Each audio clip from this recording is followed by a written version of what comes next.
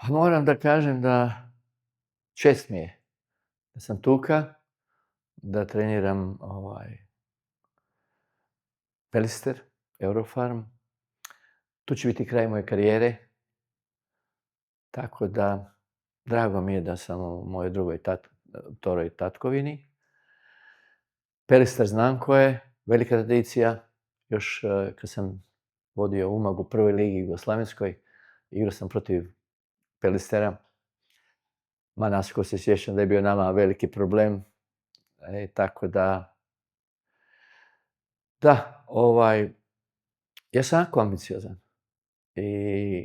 I tako da ću dati sve od sebe, da Pelister bude kompetentan.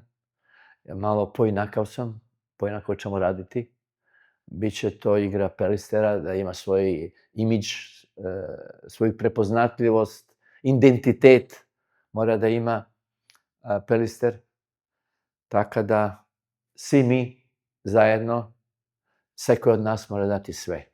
Tako ja, kao trener, moram da bude primjer, da se borim kao ekipa, da pokušam napraviti sve što mogu da Pelister bude uspešan. Imamo za sada 3 nadprevara.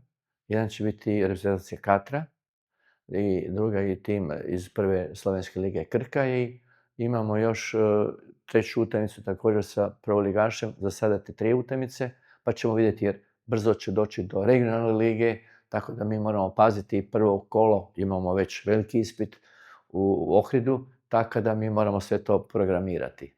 Da budemo opet, najbitnije je da dobijemo ideju igre, da igrači vide šta hoću, kako će igrati Pelister, tako da ima puno posla, a nema vremena puno. Moramo biti racionalni.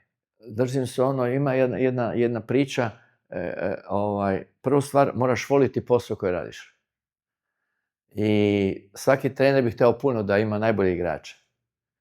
Ali kad nemaš ono što možda hoćeš najviše da ima, moraš ljubiti ono što imaš. Ja volim moj tim koji imam, ja verujem u taj tim i mi zajedno kao semejstvo, svi u klubu, moramo biti uspešni. A onda ćemo vidjeti kako bude.